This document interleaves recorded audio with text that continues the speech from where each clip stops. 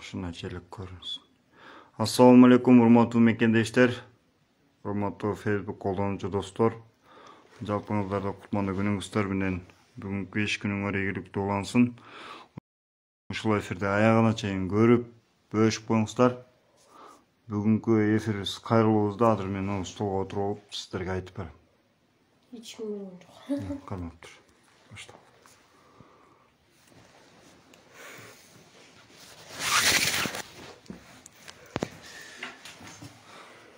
Assalamu alaikum урматтуу кыргызстандыктар, касиеттүү кыргыз элим.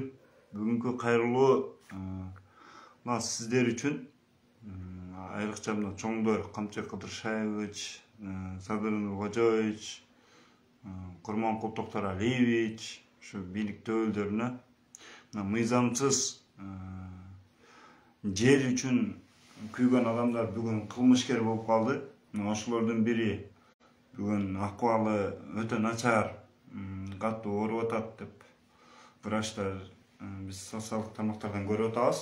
Роза Нарматова тууралуу болмокчу.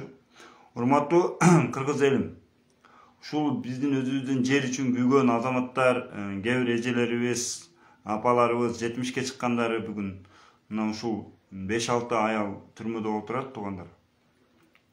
Качан кызды кордочу эле? Кайсыл жерде көрдүңүздөр? Кызды сөкпө, урба деп өтө кичинебизден бери тарбиялап келген ата энебиз. Ушул ата бабабыздан калган салт ушу. Кыз баланы урсаң колуң калтыраак болот деп бизди тарбиялап чоңойткон. Бүгүнкү күндө бийликке кичине каршы сүйлөп койсоң, мына ушул жер, эл маселеси, жер маселеси болгондо оттой жаштыгым, жалыным мекениме деп күйгөн азаматтарыбызды бүгүн кордоп, кайсыл күнгө барабыз. Урматтуу Садыр Нуркожоевич, эсиңизде болсо, Камчек Кыдыршаевичтага бар эле. 2022 жылдын 20 октябрында ошол Бишкекте сиз менен жолукканбыз, Жалал Башикте. Ошондо жолукканда бир топ адамдар бар эле. Ошол жерде мен айткам, мына ушундай куугунтук болуп атат, ушинтип кысымга алып атасыздар, карапайым элди ушундай өзүнүн пикирин айтып, жер үчүн күйгөндөрдү ушинтип коркутуп атасыңар, райондук ички иштер башкармалыгы менен үгүтүп атасыңар деп айтканымда, ошондо Камчек Кыдыршаевич айткан, кимде ким кемпир ала тууралуу өз пикирин айткан болсо, эч качан куугунтук болбойт, үлкүтүү болбойт деген. Биз айта беребиз, кайта беребиз деген сөз болуп атат, туугандар. Мен сиздерден талап кылам. Сууктун күнүндө кыйнабай, жок деген ошо аян кишилерди чыгарып койгула түрмөдөн. Мына баары жок кыйынчылыкты көрүп, мына ушул күнгө келдиңер. Ушул азаматтар, сиздин жаныңызда жүргөн азаматтар, урматтуу Садыр Нуркожоевич, мына Садыр аба, сиз 100 жыл жашаң, 10 жыл жашаң, ушу Кыргызстандын президенти болуң деп сизге пахта коюп жүргөндөр, кезинде сиздин мойнуңузду кесип, ушундай сиз кыйналып, мына Айгүл Жапарова жеңебиз сиздин аялыңыз. Ак үйдүн астынан фотодой поздоп, урматтуу кыргыз элим, ушу Садыр уулуңарды колдоп алгыла, коргоп алгыла деп кайрылуу жасаганда, азыр жаныңызда жүрүп сизге пахта койгондор, ошол жерде, ошол убакта, ошол күндөрү төшөккө башын катып жаткан. Мына ошол кошоматчылар сиздин түбүңүзгө жетет. Сиз мына ушундай карапайым элдин үнүн угушуңуз керек. Биз чындыкты айтабыз, чындык элге гана таандык дейт.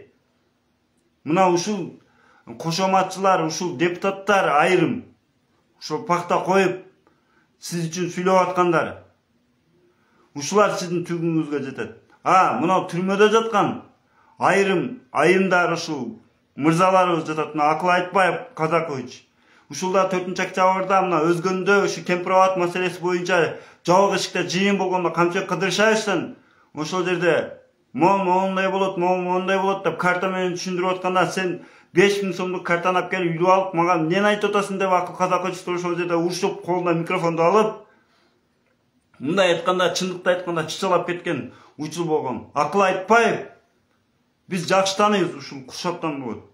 Биз көрүп, чай ичип жүрүшкөн киши ал. Ал мындай мыйзамсыз кадамга эч качан барбайт. Кээ бир азаматтарга окшоп, эшик турса забордон секирип кирип, бийликти ачык айқын қанар. Мынал айтып отат, досым айтып отат, тигил айтып отат, 17 чыгасың жүргүлө барып бийликти алабыз деп. Ачык чакырык жасаган жок. Булардын колунан андай нерсе келбейт.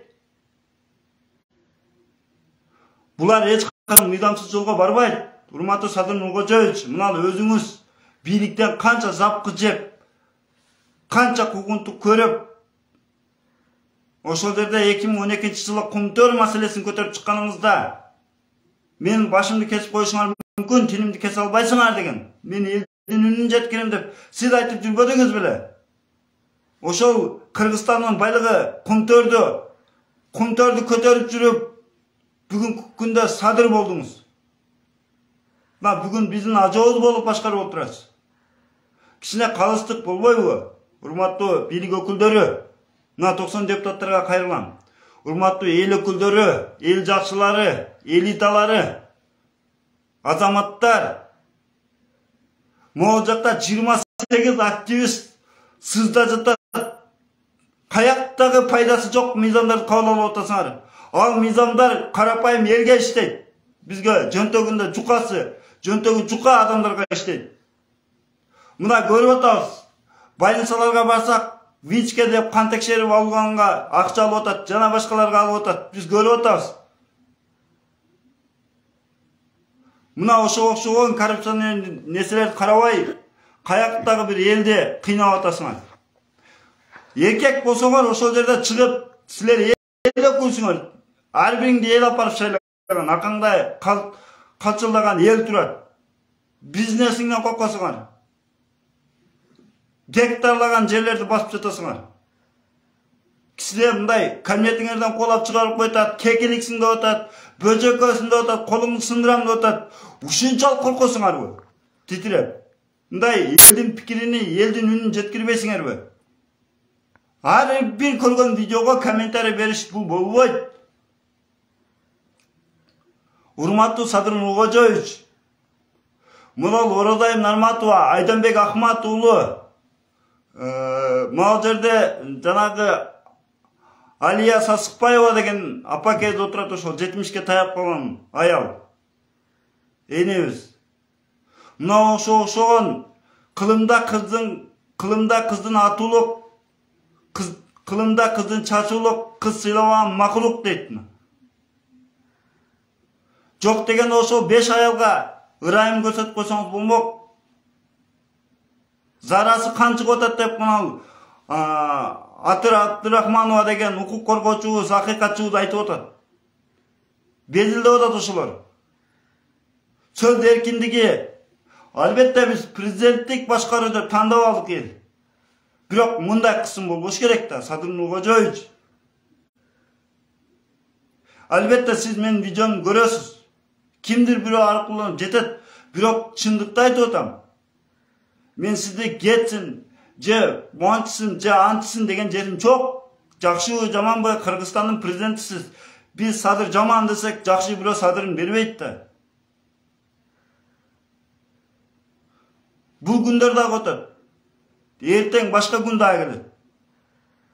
Ошондуктан мен сиздерге дагы бир жолу айтайын, бул жакшылыкка алып келбейт. Түрмөдө жаткан активисттердин баарын чыгарып коюңуз. Ошол бир звоногуңуз жетет. Ошол Курманкул Токтараличке бир звонок кылып чыгарып коюң баарын үй камагына. Жок дегенде. Токтосуз сот кылып баарын чыгарып коюңуз. Мен ошол социалдык тармактардан баарын көрүп атам. Ошо энелердин боздогондорун көрүп атып, акыры чыгууга арга болуп калды. Арга жок болуп калды, чыгыш керек болуп калды. Мына баары эле үйдө отуруп батыр. Фейсбуктан жазат, ютубка кирсең жазат. Айланып кетейин, тоба кылдым. Кыргыз, Доронбек Садырбаев агабыз айткандай, кайран гана кыргыз мурдуңа бок сүйкөлгөн дейт. Мына пенсиянын көтөрүп койду, айлыгын көтөрүп койду. Вай 30 жылда мындай болгон эмес, вай 30 жылда мындай болгон эмес. Президент, мен болсом деле, сиз болсоңуз деле, башкасыз болсо делеге бар жогу өзүнүн угунда кетет. Вай Кумтөрдү алды, ит аягынан бери алтын болду деп. Кумтөрдүн чыры эми башталды мына. Мен сіздерге кайрылуу максаты мына Оразай Нарматова деген чыканактай болгон эжекебизге, ушул эжекебиздин атасы ушул Нарматов Көчкөнбай аксакал ооруп жатат. Эжеси Москвадан ыйлап атат, боздоп атат, мен көрдүм. Жалгыз сиңдим бир туугандарыман ушул калды деп атат. Мына ушул кызды чыгарып коюңуз, урматтуу Садыр Нуркожоевич. Мына Оразай Нарматова сиз үчүн канчалык кыйкырып, пышып жүргөн кызды билесиз да. Азыр жаныңызда жүргөн Эдил Байсалов, жана башка Бакыт Төрөбаев, жана башкалардын ким экенин билебиз. Ким үчүн сүйлөп, ким үчүн ойлонуп аткандарын билебиз. Ошондуктан тарадан да карап, жана Шералым Чокой дегенди унутпаш керек. Алеги көрбөгөндүн көргөнү курусун болуп атат да, мындай айтканда. Урматтуу Садыр Нуркожоевич, могул түрмөдө жаткан 28 активисттин баарын чыгарып коюңуз. 28 үй биле какшап жатат ошол жерде, ыйлап. Жакшы жолу айтып атабыз сизге. Аксыдан чыгып атат Азимбек Бекназаровдун тарапташтары. Клара Соронкулова мына тарапташтары. Рита Карасартова мына. Мына Раушан Жээнбековдун. Мына Койташта Алмазбек Атамбаевдин тарапташтары жүрөт мына сотко. Ар сотто келип катышып атышат. Бул жакшылыкка алып келбейт. Эгерде ошол 28 активисттин 100дан тууганы келгенде билесизби канча адам көбөйүп кетет? 100дан келгенде, 30дан келгенде канча адам болуп кетет? Сиз айткандай Кыргызстан тынччылыкта жашаш керек. Өзүңүзгө өзүңүз душман көбөйтүп атасыз. Бирөөлөрдүн тилине кирип, көрүнгөндү камап атасыз. Мына жүрөт ушунчалык камайт экенсиз. Алып келиң ошол Кромбек Салиевичти алып келип жооп берсин. Аскар Акаевичти актап койдуңуз го. Кыргызстанды сазга батырган адамды.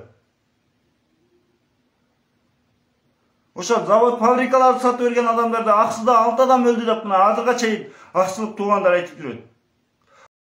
Мына ошол жерде отурган 90 депутаттын баары билет Кыргызстанды ким сазга батырганын. Баарын жөнтөгүндө бизнеси бар, карапайым эл, мына мага окшогон адам, колумда каражатым жок, жогорку жайга тапшыра албай, окуй албай калдым. Мүмкүнчүлүгүм болгондо мен ошол жерге барат элем.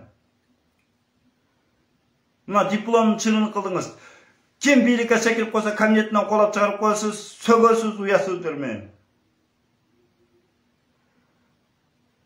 Сөз кимге кетип атканын түшүнүп атасыз, Садыр Нуркожоевич. Мынтип кыйкырып өкүргөн заман өтөт. Төрпоктун бара жери самангана дейт. 5 жыл болосуз, 6 жыл болуң, майлы 10 жыл болуң. Баары кетесиз бийликтен. Бийликте турганыңызда жакшы жагыңызды көрсөтүп кетиңиз. Карапайым адамдын кейпини кийип, элди аралап баскан болсоңуз, ушул жерде элдин баары Кромбек Салиевичти эч кимиси жамандай албайт. Туугандары кылып койду, жанында жүргөндөр кылып койду дейт. Мыкты иштеген 1 жылда 2 жолу пенсияны көтөргөн деп жүрөт мына. Кромбек Салиевич баштап койгон иштерди Отунбаева баштап койгон ишти Атамбаев баштап койгон ишти Сооронбай Жээнбеков, Сооронбай Жээнбек баштап койгон ишти Садыр Нуркожоевич бүтүрүп атат. Бирин бири улап кетип атат. Каякта бир мына немелерди алып атасыздар, карыздарды алып атасыздар. Баткенге бөлүнгөн 500 миллион жок деп мына неме айтып атат. Альянс фракциясынын лидери Жанар Акаев. Ошол жерде 90 депутат калчылдап коркуп турат. Айланып кетейин, алса мандатың ардалат, коркпогула, эл кайра апарып шайлап коет. Туугандар мына 28 активистти чыгарып алгылачы.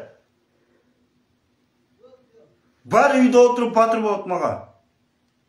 Facebook'tan комментарийин жазасың, көчөгө чыгып оюңду айта албайсың. Фейктердин, троллдордун заманы болуп калды. Мени дагы жамандап атышат, ушу Адахандын адамы тигиндей мындай деп. Адахан Мадумаров келсе дагы бийликке жаман иш кылган болсо мен айтып чыгам ошол жерде.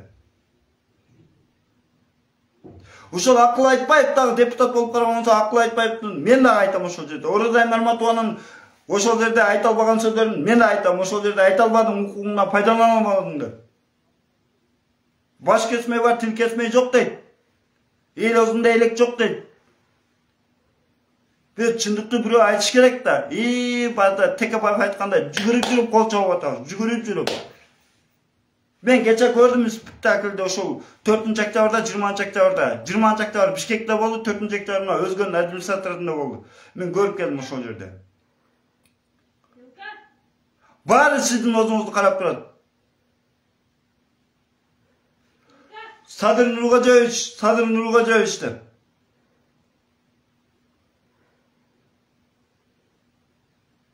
Urmatlı Sadır Nurgajoviç, urmatlı Kamçak Kıdırşaевич. Бар жоқ кыйынчылыктарды көрүп бийликке келдиңиздер, ошол эл алып келди сиздерди. Элди эминтип какшатпаңыздар туугандар. Бул күндөрдө өтөт, эрте кыйналып каласыздар. Эл менен болуңуздар. Эл менен элсиң, элден чыксаң кийиксиң дейт.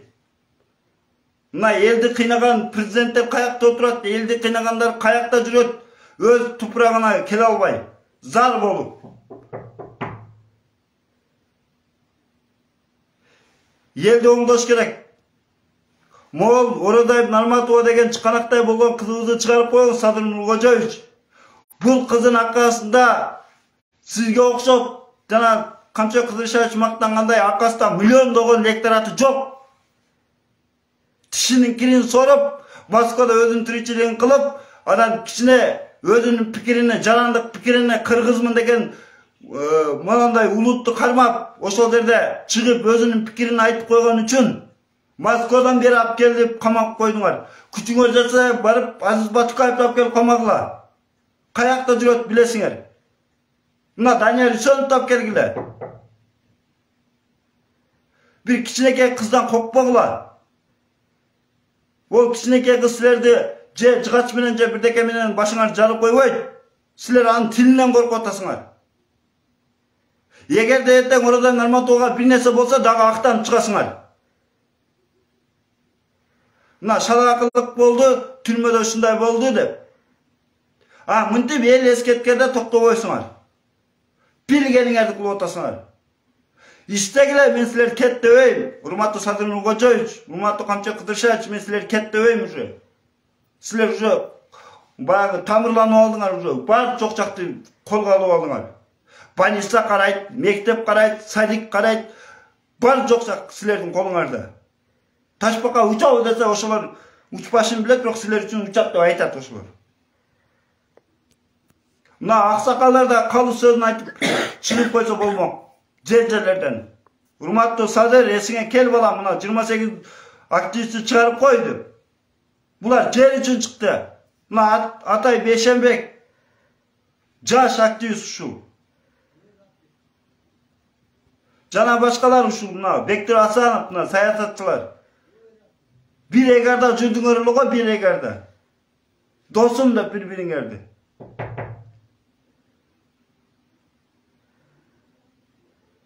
Ошондуктан туугандар, урматтуу Садыр Нургожоевич, эсиңиз барда эсиңизге келип, этегиңизди жыйып, бирөөлөрдүн сөзүнө кирбей, мына Орадаев Нарматова жана башка ушу 28 активисттин баарын чыгарып коюңуз. Алар дагы ушу жаңы жылдын астында сизден белек болсун, ушулар чыксын. Чыгып бала чакасы менен ошол жерде отурсун. Алардын бийлик ала турган же болбосо аркасында 100 миң деген электораты жок, миллиондогон. Кичине акыл калчап иш кылыш керек туугандар. Мына 90 депутаттар коркпогулачы, айланып кетен ушу 90 депутатты безилдеп эле силерди көрсөм күлкүм келет, күлкүм. Каяктагы бир балдар келип суроолоруңарга нормаль жооп бере албай жатсагы эң макул деп бири-бириңден ордуңа добуш берип атасыңар. Эртең кыяматта ким кимдин саясатын колдогон болсо ошо менен бирге азабын тартат деген чубагачы. Ойлонбайлыбы кичине? Ким болсо эле чыгасың, барың ушу сагызган Матмаровду жаман көрөсүңөр. Мына Матмаровдун кылган иштерин эл билет, Садыр Нургожоевич да билет. Калыстык сөз үчүн айтып коюш керек. Моундай мыйзамдардын автору, моундай кылган деп. Президенттин баш болуп жамандай. Koronaviruска дагы жана башкага дагы бар жогуна күнөөлөп атасыңар. Кезинде күнөөлөдүңөр. Ошо сиз түрмөдө жатканда бирден бир сиздин талабыңызды талашып чыккан саясатчылардын бири ушул Адахан Матмаров. Урматтуу Садыр Нуркожоевич, мен сизге айтып коеюн. Кече Кемпирабадтын иши болуп атканда Матмаровдун үстүнө күлүп атасыз. 17 ноябрда парламентте жыйында.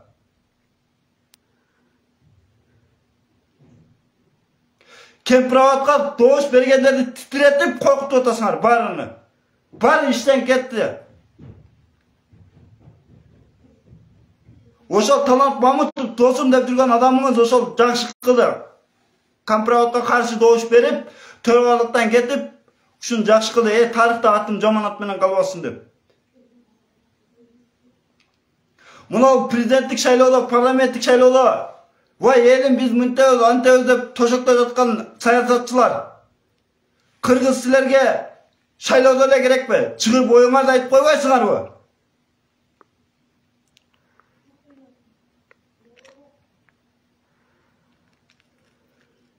Vay men президент болсам мüntemin, vay biz президент болсак münteöz, депутат болуп калсак münteöz деп.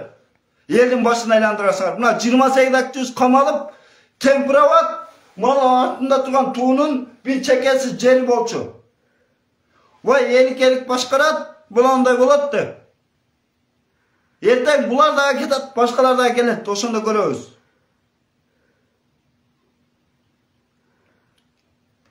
Ушул жерде 90 депутат силер күнөөлүү болосуңар. Эртең айтат, Садыр Нуркожоевич, жогорку кеңеш колдоо берди, мен кол коюп койдум дейт. Канча вакытта шай жетет, президенттик башкаруу Садыр Нуркожоевич приказ берди, мен аткарып койдум дейт. Баланын баары силерге калат.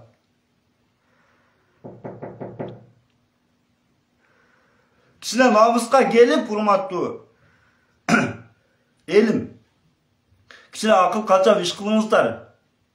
Кирсең эле баары жамандайт. Ушинтип жүрүп, бир күн кокту колотко дагы бөлүнөбүз.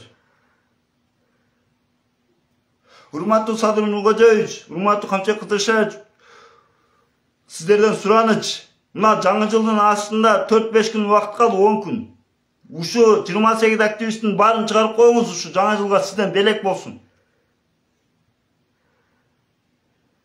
Ушу 28 активисттин үй-бүлөсү кан какшабасын, ушулар ыйлабасын. Баары ошол түрмөдөн тирик чыксын, апасынын, жубайынын жана башкалардын кучагына эсен аман келсин. Түрмөнү өзүңүздөр көрдүңүздөр кандай экенин. Болду дейм, токтобойлубу? Болор иш болду, боёсу канды дейт. Кемпирабадты бердигер, мына балдар чыксын эми. Мына ушу 28тасы 90 депутат турса, ушу 28тасы алып кала эле Кемпирабад. 90 депутаттын колунан эчтеке келбеди. Баары калчылдап титиреп турат ошол. Садыр Нуркожоевич менен Камчек Кыдыршевич сиздерден коркуп. Сиздер айткан үчүн колдоп берди ошолор. Анан эртең апайсызса болуп калат. Сырас келет, алып бийликте камчысын чабап жүргөн саясатчылар. Эртең көрүшөбүз 4 жылдан кийин Кудай кааласа, Алла насып кылып өмүр берсе баарыбызга. Көрүшөбүз. Жер тоголок дейт. Өзгөгө келгениңерде любой саясатчыга мен атака кылам ушул жерде. Кемпирабадты берип койгоңар үчүн. Ушул суроону берем, атсаң ат ташта бирок берем ушул суроону ар бир саясатчыга. Ошол жерде отурган депутаттын узуна чок таккандар, кокпогло тугандар, эл шайлаган силерди. Буйрук менен, приказ менен келип отурган азаматтардан кокпогло. Өздөрү барып отуруп алган, ал жерге эч ким сунуштаган жок. Oradan Нарматова Акыл Айтбаевга боштондук, эртерээк чыксын ошолор. Эфирди көргөндөргө рахмат чоң.